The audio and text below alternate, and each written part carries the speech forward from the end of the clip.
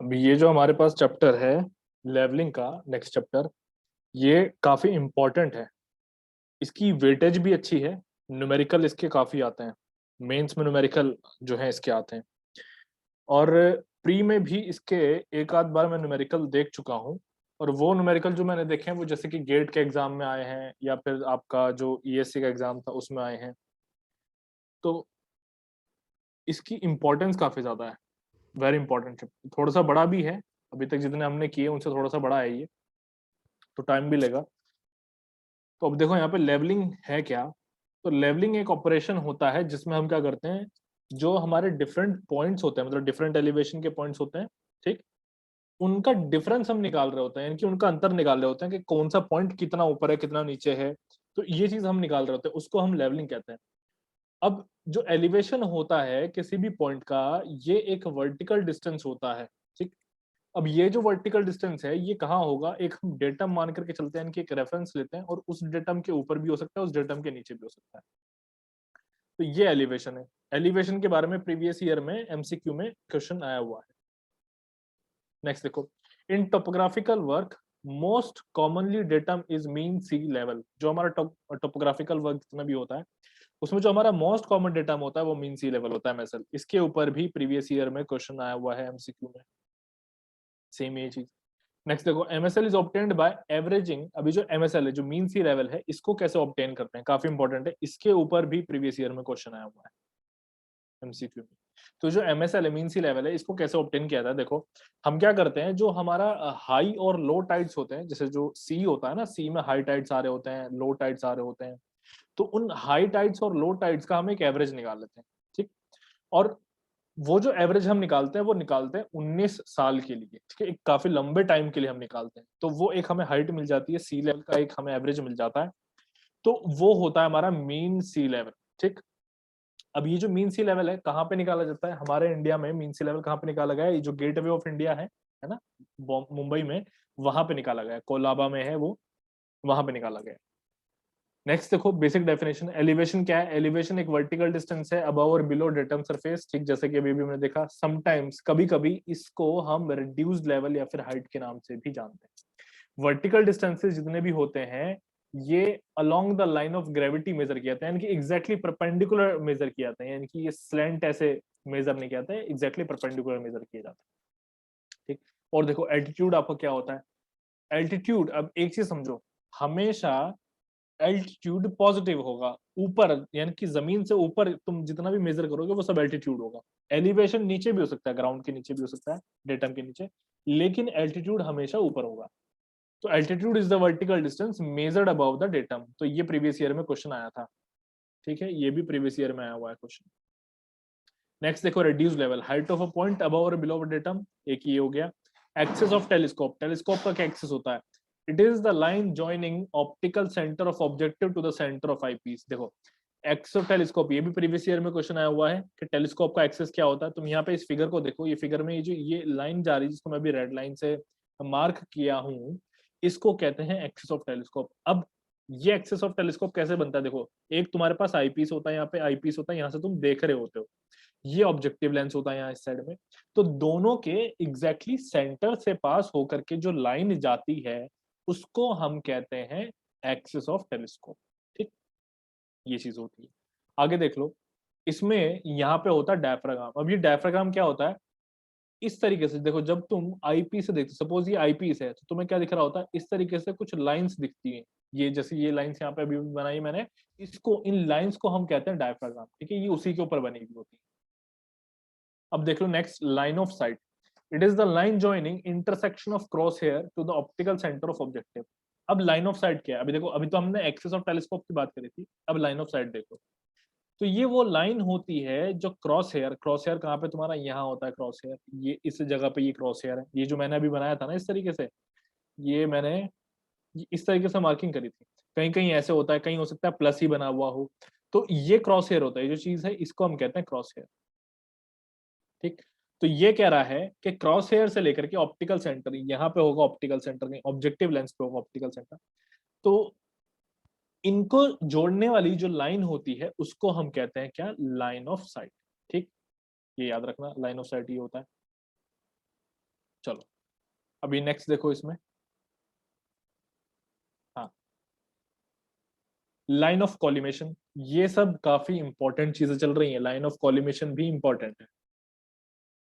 Line of collimation, when line of site, जब हमारी line of site horizontal हो जाती है, या फिर हम कह सकते हैं कि परपेंडिकुलर हो जाती है प्लम लाइन के। प्लम लाइन क्या होता है? प्लम लाइन एग्जैक्टली नीचे की तरफ लगता है 90 डिग्री पे। तो प्लम लाइन के परपेंडिकुलर यानी कि ये, तो फिर ये हमारी क्या हॉरिजॉन्टल हो चुकी है ना। तो यही कह रहा है कि जब हमारी लाइन ऑफ साइट हॉरिजॉन्टल हो जाती है तो उसको हम लाइन ऑफ कॉलिमेशन कहते हैं। ठीक, लेवलिंग के टाइम पे जब हम लेवलिंग करते हैं तो हमारा लाइन ऑफ साइट जो है वो हॉरिजॉन्टल होना चाहिए। ठीक, नेक्स्ट देखो अभी, हाइट ऑफ इंस्ट्रूमेंट। अभी हाइट ऑफ इंस्ट्रूमेंट क्या है? ये रेड्यूस्ड लेवल होता है।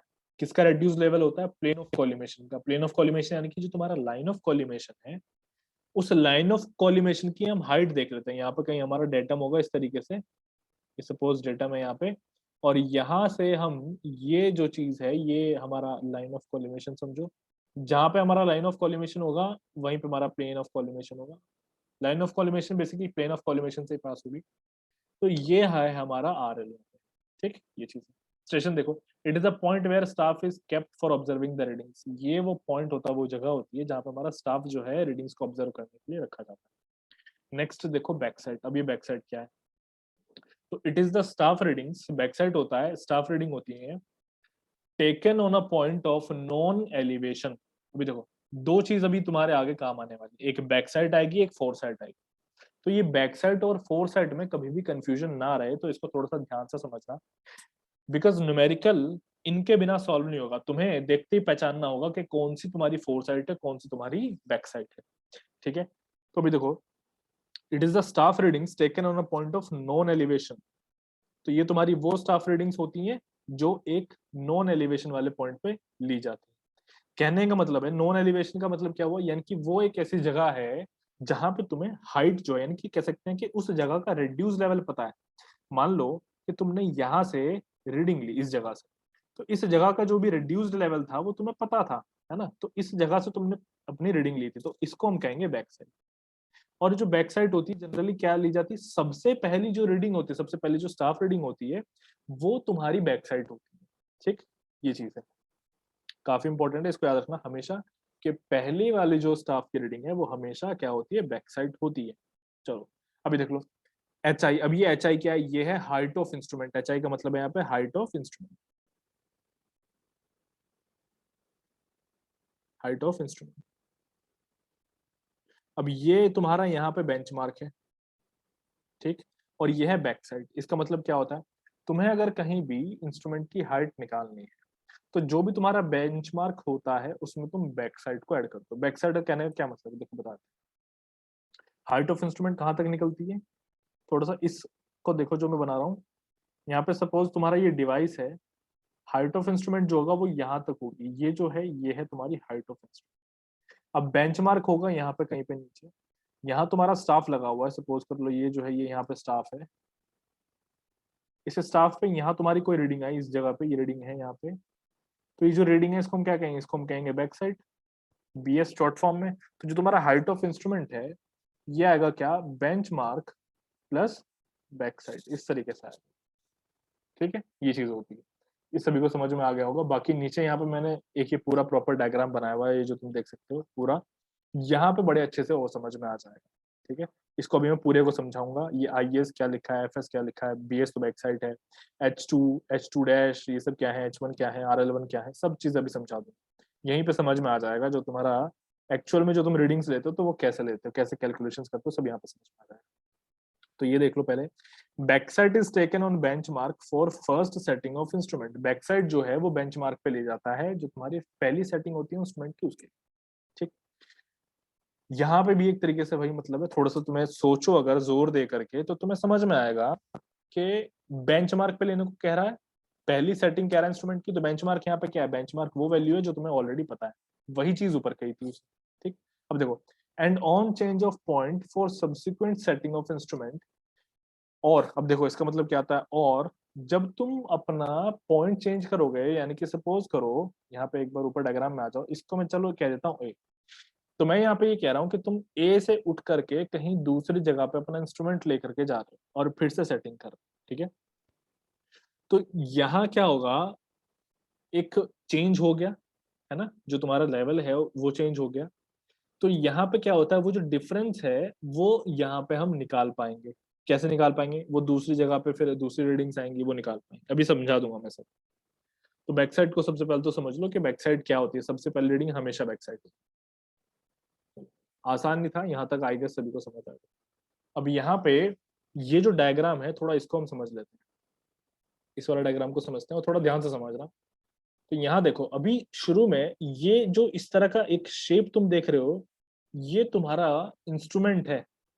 ये इंस्ट्रूमेंट कहाँ कहाँ रखा हुआ है, ये दो जगह रखा हुआ है। अभी मैं इसको हाईलाइट कर देता हूँ कहाँ कहाँ रखा हुआ है। पहले तो तुम ये समझ लो, ये रहा तुम्हारा इंस्ट्रूमेंट।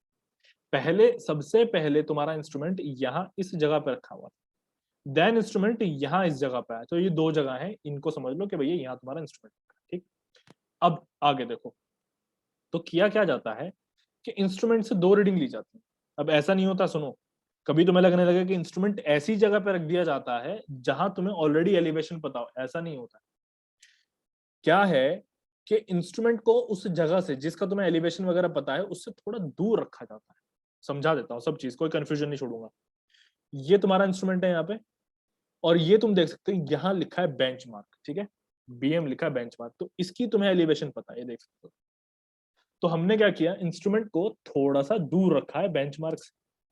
अब इससे मुझे क्या होगा, क्यों रखा है मैंने दूर, देखो बेंचमार्क मुझे पता है। अब मैं क्या करूंगा, यहाँ पे मैं स्टाफ अपना खड़ा कर दूंगा। ये मेरा क्या है, ये स्टाफ है, रीडिंग के लिए स्टाफ है ऊपर।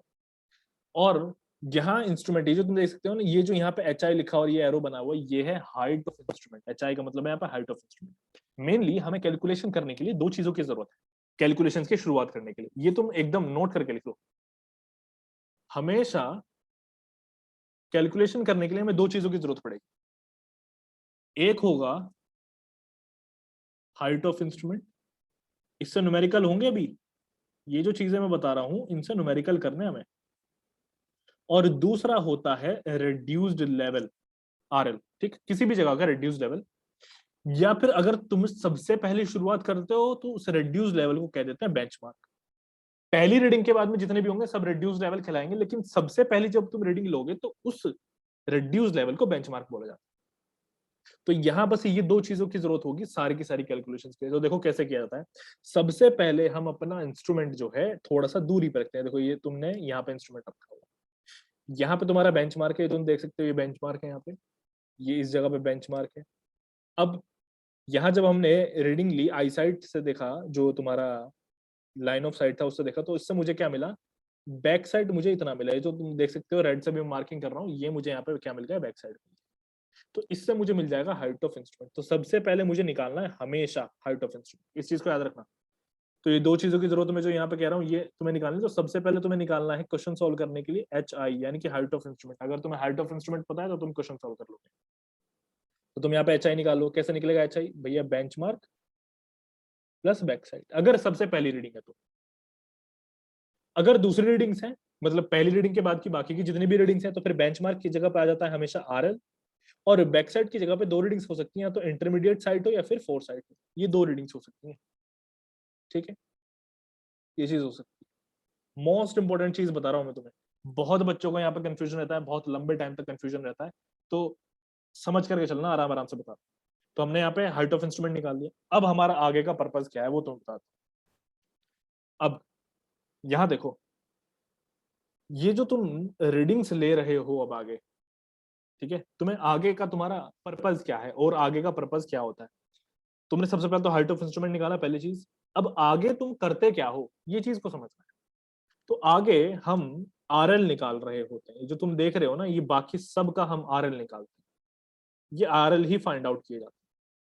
तो अगर मैं यहाँ पे स्टेप बाय स्टेप चलूं, मैंने कहा कि कैलकुलेशंस करने के लिए हमें दो चीजों की जरूरत है, जैसे कि तुम देख सकते हो हाइट ऑफ इंस्ट्रूमेंट और आरएल या फिर बेंचमार्क सबसे पहले। और हम यहाँ पे कैलकुलेट क्या करते हैं, आफ्टर फर्स्ट रीडिंग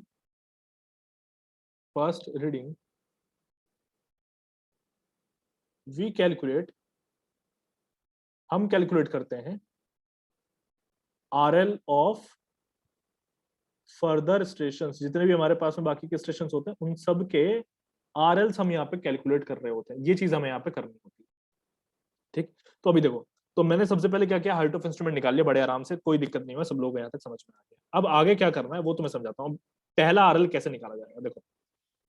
अब तुम यहाँ पे क्या देख रहे हो कि भैया ये जो इंस्ट्रूमेंट है ये तो यहाँ सेंटर में रखा है, ये देखो यहाँ पे सेंटर में रखा है, और हमने पहली रीडिंग ली यहाँ ली और दूसरी रीडिंग हमने यहाँ ली। तो तुम ये मत समझना कि ये कोई एकदम रूल है कि हमें इंस्ट्रूमेंट को यहाँ रखना है और फिर नेक्स्ट रीडिंग फिर राइट साइड से उसके लेकर के चलनी, ऐसा कुछ नहीं है। हम क्या कर रहे हैं, देखो यहाँ पे डायग्राम ऐसा बना हुआ है, ऐसा भी हो सकता था कि ये तुम्हारा इंस्ट्रूमेंट यहाँ पे है, पहली रीडिंग तुमने यहाँ ली, हो सकता है तुम दूसरी रीडिंग यहाँ पे ले रहे होते एंड देन थर्ड रीडिंग यहाँ पे ले रहे होते, ऐसा हो सकता था। ठीक है, तो कोई फास्ट ऐसा कोई मतलब जो हार्ड रूल नहीं है कि तुम यहीं पे लेना है, हमें कॉन्सेप्ट समझना है। अब देखो कॉन्सेप्ट आगे क्या कह रहा होता है। तो अब यहाँ पे आ जाओ, नेक्स्ट रीडिंग सपोज करो हमने यहाँ पे ली है, तो हम क्या करेंगे, हम अपना स्टाफ जो है वो यहाँ से उठा करके यहाँ लेकर के यहाँ पे, और अब जो हम यहाँ पे रीडिंग लेंगे उसको हम कहेंगे इंटरमीडिएट साइट, यानी कि IS उसको कहेंगे। क्या कहेंगे, IS कहेंगे, इंटरमीडिएट साइट। अब ये IS क्यों कह रहे हैं मैं बता देता हूँ क्यों कह रहे हैं। देखो जब तुम्हारा जो स्टेशन होता है ना, स्टेशन की मतलब ये इसकी मैं बात कर रहा हूँ, सॉरी, ये जो तुम्हारा इंस्ट्रूमेंट है, अब इंस्ट्रूमेंट के बारे में बता रहा हूँ भाई। यहाँ जो चीज मैं बता रहा हूँ, जैसे नोट करके, अभी हमारा एक ब्लू वाला हो गया, एक इधर राइट साइड में एक ये हो गया, एक नोट करके एक ये भी चीज मैं बता रहा हूँ। जो तुम्हारा इंस्ट्रूमेंट है वो तुमने एक ही जगह रखना है, उसको तुमने हिलाना नहीं है, छेड़ना नहीं है बिल्कुल भी, एक ही जगह रखे रखना उसको। ठीक, अब करना क्या है वो तुम बताता हूँ। यहाँ जो तुम्हारा इंस्ट्रूमेंट है वो एक ही जगह रहेगा, उसको तुम्हें बार बार हटाना नहीं है। अब होता क्या है, सुन लो, कि जब तुम एक जगह पे उसको रख रहे होंगे, ठीक है, जब तुम उसको एक जगह पे रख रहे होंगे, हाँ, तो जब तुमने अपने इंस्ट्रूमेंट को किसी एक ही जगह पे रखा है, अभी तुम्हारे लिए यहाँ पे जगह कौन सी है, यहाँ पे देख लो, यहाँ देखो तुम्हारे लिए भी जगह कौन सी है, ये वाली, ये मैंने मार्क की हुई, यहाँ पे हाईलाइट किया हुआ है, देख सकते हो तुम, ये जगह है, यहाँ पे इंस्ट्रूमेंट रखा है। अब इंस्ट्रूमेंट को एक जगह टिका दो, उसके बाद सबसे पहले वाली रीडिंग बैक साइड कहलाएगी, सबसे पहली रीडिंग कहलाएगी बैक साइड।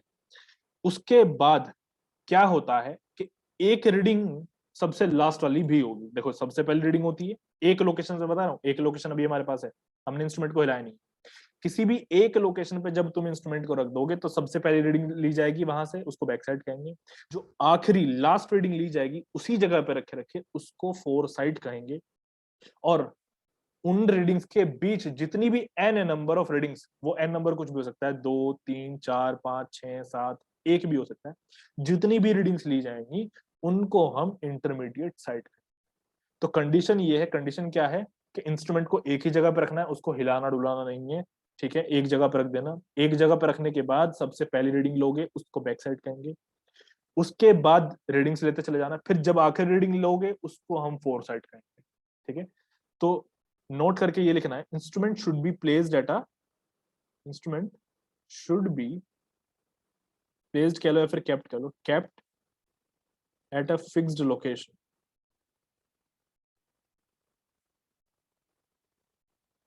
ठीक है, सबसे पहली चीज, जब तक तुम्हें यहाँ पे हिलाना नहीं है, मतलब एक ही जगह पे इंस्ट्रूमेंट को रखना है, तब क्यों बात कर रहा हूँ, फिक्स लोकेशन पे रखा हुआ है अभी, तब देन फर्स्ट रीडिंग जो होगी वो बैक साइड होगी, लास्ट रीडिंग, या फिर इसको ऐसे कर लो कि यहाँ पे बाकी सब रीडिंग्स जो हैं वो इंटरमीडिएट साइड होंगी, और जो लास्ट रीडिंग होगी उसको हम फोर साइड कहेंगे। ठीक है, ये काफी इंपॉर्टेंट है, न्यूमेरिकल में काम आएगा। अगर किसी ने इस चीज को नहीं समझा तो वो प्रॉब्लम करता है आगे न्यूमेरिकल। ठीक, इसीलिए मैं इसको थोड़ा जोर देकर बता रहा हूँ। इंस्ट्रूमेंट को एक ही जगह पे रखना है, वहां से रीडिंग लेनी है। ठीक, जब रीडिंग्स तुम वहां से सारी ले चुके होंगे फिर इंस्ट्रूमेंट को दूसरी जगह पे लेके जाना। ठीक है, अब देखो, अब यहाँ पे आ जाओ। अब मैंने क्या किया, अब यहाँ से मैंने पहली रीडिंग ली है, इनको अब जरा बाकी की सारी जो चीजें हैं थोड़ा सा हटाओ। अब यहाँ पे ध्यान दो, अब यहाँ इस जगह पे हमें जब इंस्ट्रूमेंट हमारा है यहाँ से मैं बेंचमार्क ले चुका हूँ, हाइट ऑफ इंस्ट्रूमेंट मुझे मिल चुका है, बेंचमार्क सॉरी मुझे पता था, मैं हाइट ऑफ इंस्ट्रूमेंट अपना निकाल चुका हूँ। अब क्या करना है आगे, अब इस जगह पे तुम अपना क्या रखोगे, यहाँ अपना तुम रखोगे स्टाफ, ये स्टाफ रख दोगे जो मैं हाईलाइट कर रहा हूँ। यहाँ से तुम दोबारा रीडिंग लोगे, दोबारा रीडिंग लोगे तो तुम्हें एक रीडिंग मिलेगी H1 कहेंगे उसको। अब तुम्हें हाइट ऑफ इंस्ट्रूमेंट पता है, तुम्हें क्या पता है, हाइट ऑफ इंस्ट्रूमेंट ऑलरेडी पता है, तो मैं यहाँ पे लिख देता हूँ नीचे, भैया हाइट ऑफ इंस्ट्रूमेंट तुम्हें पता है, कुछ ना कुछ उसकी वैल्यू है वो तुम्हें पता है। तुम्हें अब क्या करना है, उस हाइट ऑफ इंस्ट्रूमेंट का फॉर्मूला देखो ऊपर, यहाँ मैंने बताया हुआ है RL प्लस इंटरमीडिएट साइड या फिर तुम्हारा back side, sorry fore side, ठीक है। तो तुम यहाँ पे क्या करोगे, HI equals to RL plus, चूंकि यहाँ पे इंटरमीडिएट साइड से ले रहे हो तो तुम IS लो। अब तुम्हें निकालना है RL, तो तुम RL निकालने के लिए क्या करोगे, HI माइनस IS कर दो, ये चीज तुम्हें बस कर देंगे, लो जी। तो RL equals to HI minus IS, इतना हो चुका है, हर जगह अब तुम्हें यही करना है, ठीक है। अब यहां से तुमने क्या निकाला, तुमने RL1 निकाला, उसी तरीके से तुमने RL2 निकाल लिया, ठीक, काम खत्म है। अब तुम क्या करोगे, अब अपने इस इंस्ट्रूमेंट को इस जगह से उठा करके यहां से कहाँ लेके आओगे, यहाँ इस जगह पे लेके आओगे, ठीक है। यहाँ पे चलो नेमिंग कर देता हूं मैं, ये तुम्हारा पोजीशन A है, ये तुम्हारा पोजीशन B है। तुम A से उठा करके इंस्ट्रूमेंट को B पे लेके आओगे, जब तुम इंस्ट्रूमेंट को B पे लेके आ जाओगे तब तुम क्या करोगे, यहाँ तुम देख सकते हो तुम्हें RL2 जो है वो पता है ना, RL2 तुम्हें पता है। अब तुम क्या करोगे, यहाँ पे हाइट ऑफ इंस्ट्रूमेंट फिर से निकाली जाएगी, तुम्हें RL2 पता है, हाइट ऑफ इंस्ट्रूमेंट फिर से निकालोगे। तो अब इस B लोकेशन से तुम जब पहली रीडिंग अपनी लोगे तो तुम्हें वो मिल जाएगी बैक साइड, उसको हम कहेंगे क्या, बैक साइड कहेंगे। तो तुम्हें हाइट ऑफ इंस्ट्रूमेंट यहाँ से निकल जाएगा, बी पोजिशन पे आती, height of instrument equals to RL2 plus back side, back side तुम्हारा भी यहाँ पे कितना है, H2 डैश, ये है, ठीक है। H2 और H2 डैश ये दोनों की दोनों जो वैल्यूज हैं डिफरेंट हो सकती हैं, ठीक है, डिफरेंट हो सकती है, इस चीज को समझ।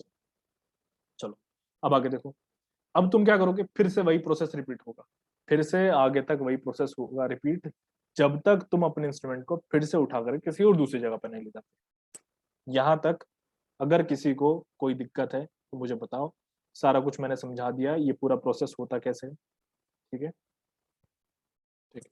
अब इसके बाद में हम आगे देखते हैं फोर साइट, जो डेफिनेशंस हम अभी मतलब मैंने जो बता दिया है समझा दिया है वही डेफिनेशंस में है कि it is a staff reading taken on the last point of survey at the change point, ठीक है, that is just before shifting of instrument, यानी कि इंस्ट्रूमेंट को जस्ट हटाने से पहले वाली जो रीडिंग होगी, यानी कि किसी भी एक लोकेशन से जो लास्ट रीडिंग होगी उसको फोर साइट, वही लिखा है, प्रीवियस ईयर में आया हुआ है, मैं रिपीट कर रहा हूँ बार बार। नेक्स्ट देखो, fore side is the last reading taken from a particular setting of instrument, कहने का तरीका दूसरा है लेकिन बात मतलब वही निकल रही है। नेक्स्ट देखो, fore side is used to determine elevation of staff station, फिर से वही चीज सब समझ चुके हैं हम। Elevation of staff station just अभी ये फॉर्मूला समझ लिया, सेम चीज आ रही है। चेंज पॉइंट क्या होता है वो देख लो, अब डेफिनेशन नेक्स्ट, अब यहाँ पे आ जाता चेंज पॉइंट। तो change point is the point denoting shifting of level. तो चेंज पॉइंट होता है वो पॉइंट जो जिससे हमें ये पता चल जाता है कि यहाँ पे हमारा शिफ्ट हुआ इंस्ट्रूमेंट, ठीक है, इसको हम टर्निंग पॉइंट भी कहते हैं। इसको पहचाना कैसे जाता है वो भी मैं बताऊंगा, अभी जब हम न्यूमेरिकल करेंगे तो मैं बताऊंगा कि ये देखो ये यहाँ पे चेंज पॉइंट है, तो वो सब चीजें हम पहचानेंगे, अभी सब समझा दूंगा मैं कैसे किया था उसको। नेक्स्ट देखो, two staff reading are taken on a change point, किसी भी चेंज पॉइंट पे दो स्टाफ रीडिंग्स ली जाती हैं, जैसे कि यहाँ पे देखो ऊपर ये तुम्हारा ए है, यहाँ पे हमने इस RL2 के लिए एक रीडिंग ली थी H2, और फिर जब हम यहाँ पे आए बी पे तब हमने इसी जगह के लिए फिर से एक रीडिंग ली है H2 डैश, ठीक, तो हमने दो रीडिंग्स ली हैं। तो यहाँ पे क्या हो रहा है, यहाँ हमारा इंस्ट्रूमेंट चेंज हो रहा है, कैसे, इस RL2 से पहले वो एक जगह पे था, अब वो दूसरी जगह पे, इसको हम चेंज पॉइंट कह रहे हैं, ठीक, ये देखो। तो two staff readings are taken on a change point that is fore side from previous setting of instrument and back side from next setting of instrument, ठीक। अब intermediate side IS, it is the reading taken on a point of unknown location between back side and fore side, जो चीज अभी हमने पढ़ी है वही चीज यहाँ पे, मतलब जो समझाया था मैंने वही चीज यहाँ पे लिखी। It should be noted that both IS and FS are taken on a point of unknown location. ये चीज तो क्लियर ही है कि आईएस और तुम्हारा एफएस जो होता है वो एक अननोन लोकेशन पे ले जाता है, देन तभी तो हम RL2 यहाँ पे और RL3 जो होते हैं वो सब निकाल पाते हैं। ठीक, तो ये चीज यहाँ पे। नेक्स्ट आ जाओ पैरेलैक्स।